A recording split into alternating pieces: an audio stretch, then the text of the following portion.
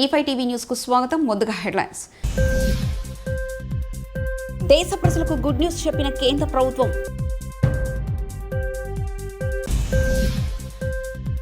KCR the రాజనీతిజ్ఞుడి పాలన, Revanth the Pokiri పాలన. మాజీ ఎమ్మెల్యే బాల్కసుమన్. 50 సంవత్సరాలు పాలించి దేశాన్ని రాష్ట్రాన్ని సర్వనాశనం చేసింది కాంగ్రెస్ పార్టీ. జోగురామన్న. తల్లిదండ్రులకు ఆలయం నిర్మించి పూజలు చేస్తున్న కుమారులు. ఏలూరులో సీఎం జగన్ సభ, బస్సుల కోసం ప్రైవేట్ పాఠశాలలకు సెలవు. నా కోసం 2 బటన్లు నొక్కండి జగన్. దేశ ప్రజలకు కేంద్ర ప్రభుత్వం శుభవార్త చెప్పింది.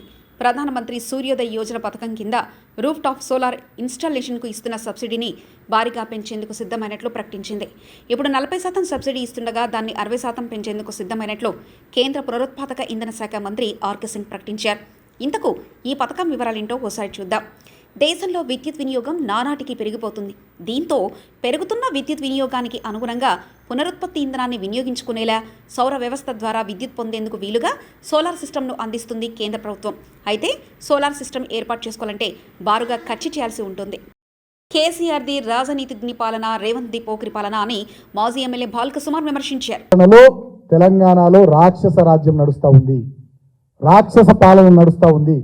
ఒక రాజనీతిజ్ఞుడిగా ఆనాడు కేసీఆర్ గారు పరిపాలించిన తెలంగాణను 10 సంవత్సరాలు ప్రజలు గమనించారు, దేశం గమనించింది.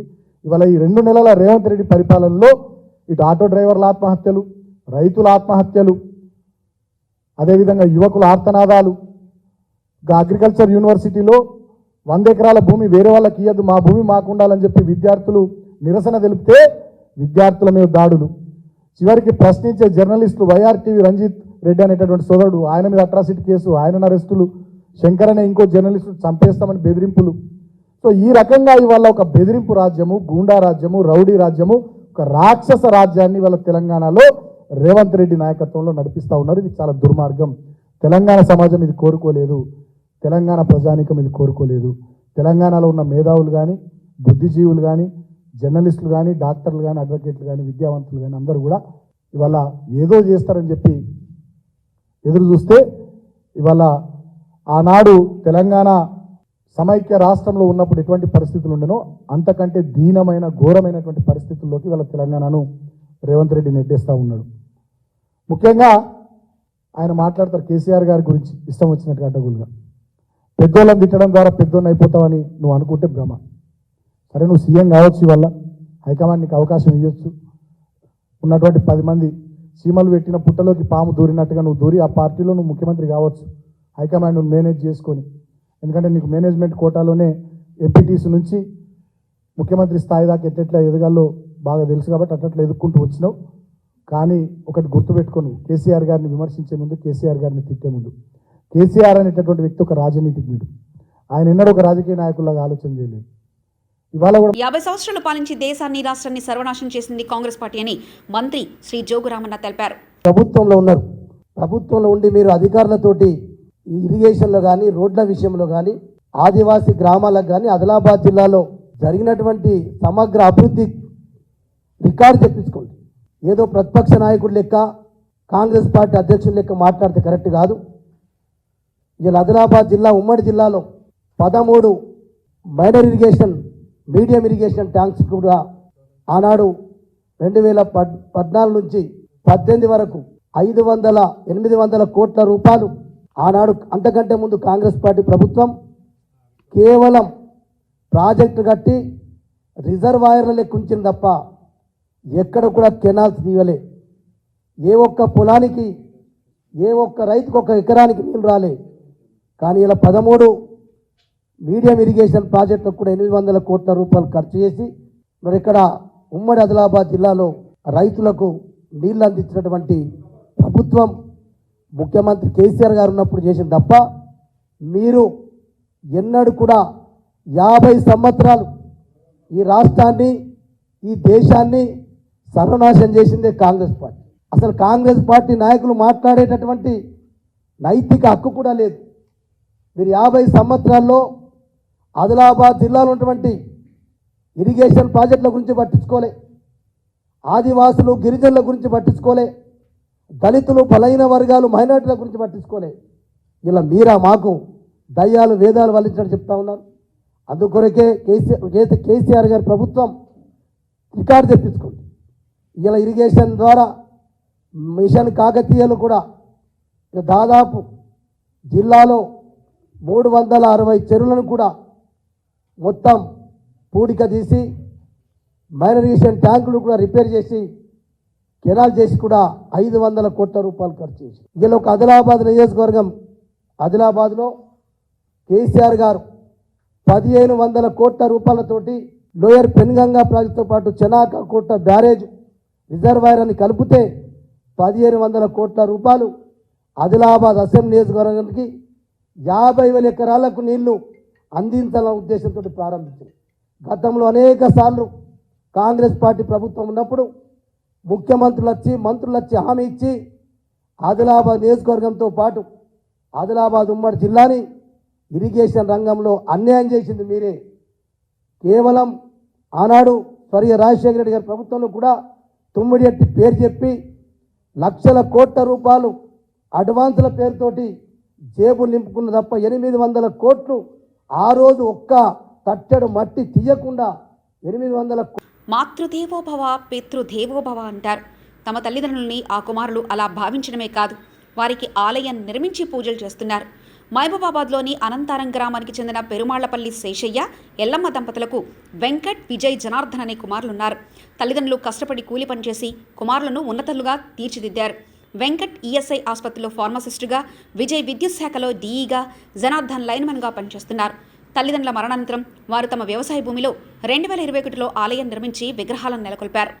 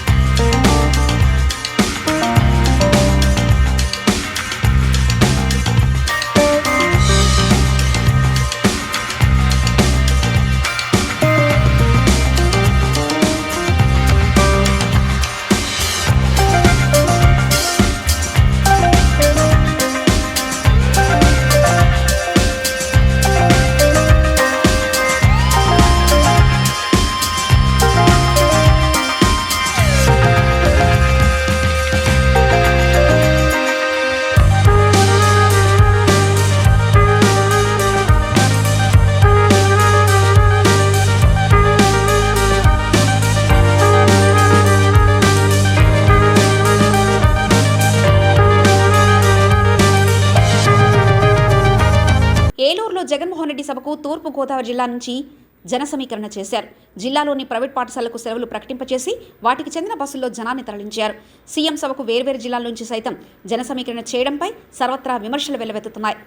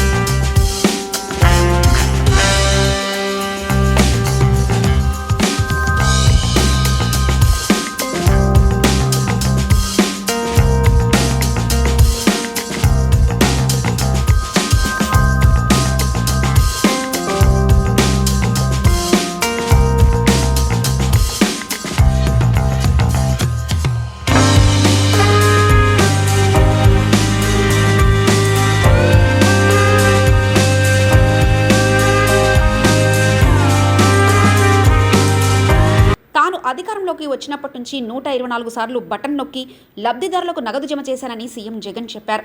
2024 ఎన్నికల్లో తన కోసం ప్రతి ఒక్కరూ ఒక్కసారి 2 బటన్లు నొక్కాలని ఆయన కోరారు. మళ్ళీ వైఎస్ఆర్సీపీని గెలిపించుకోకపోతే సంక్షేమ పథకాలన్నీ రద్దయిపోతాయని అన్నారు. తెలుగుదేశం జనసేన కూటమికి ఓటు వేస్తే తమకు స్కీమ్లు వద్దని ఆమోదం తెలిపినట్టేనని జగన్ హెచ్చరించారు.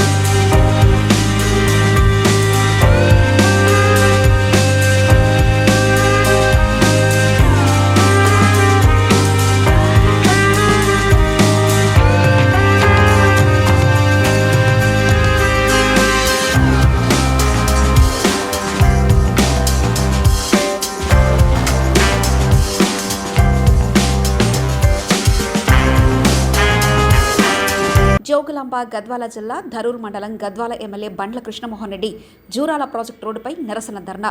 కాంగ్రెస్ ప్రభుత్వం కృష్ణా జలాల నిర్వహణ బాధ్యతలను అప్పగించడంపై, కృష్ణా రివర్ బోర్డు మేనేజ్మెంట్కు అప్పగించడంపై అభ్యంతరం.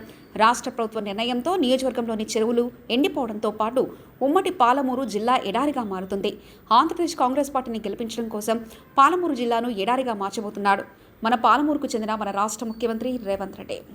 మన రాష్ట్ర ప్రభుత్వం నిర్వహణ ఉండాలని మేము ప్రజలని చైతన్యపరుస్తూ ఈరోజు కాంగ్రెస్ ప్రభుత్వాన్ని మేము ఒక విన్నపం ఇస్తున్నాం. మళ్ళీ ఈరోజు కేఆర్ఎంబి అంటే కృష్ణా రివర్ బోర్డు ఈరోజు మన హ్యాండ్ ఓవర్ చేయడం చాలా బాధాకరం. ఇప్పటివరకు కూడా నిన్న రోజు ఒక్కొక్క విధంగా ప్రజలను మభ్యపెట్టే పరిస్థితి తెస్తున్నారు. ప్రజలను మభ్యపెడుతూ ఈరోజు నిన్నటి వరకు మళ్ళా ఈఎన్సీ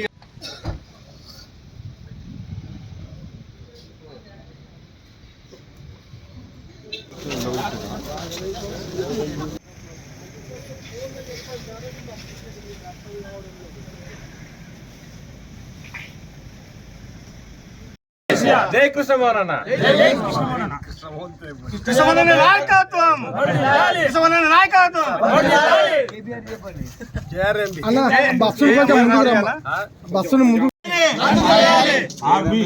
చేతులు లేపండి వెనకవాళ్ళు, చేతులు లేపారు. ఎందుకు చేతులు లేపా వెనకవాళ్ళు?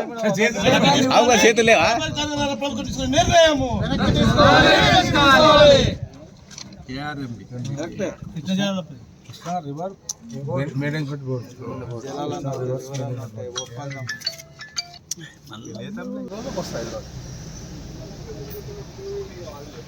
మీరు అందుకొరకే కన్ఫ్యూజ్ అవుతున్నారు. ఉదయంకే చెప్తున్నా మీరు గద్వాలకు బయలుదేరినారా? దేశ ప్రజలకు గుడ్ న్యూస్ చెప్పిన కేంద్ర ప్రభుత్వం.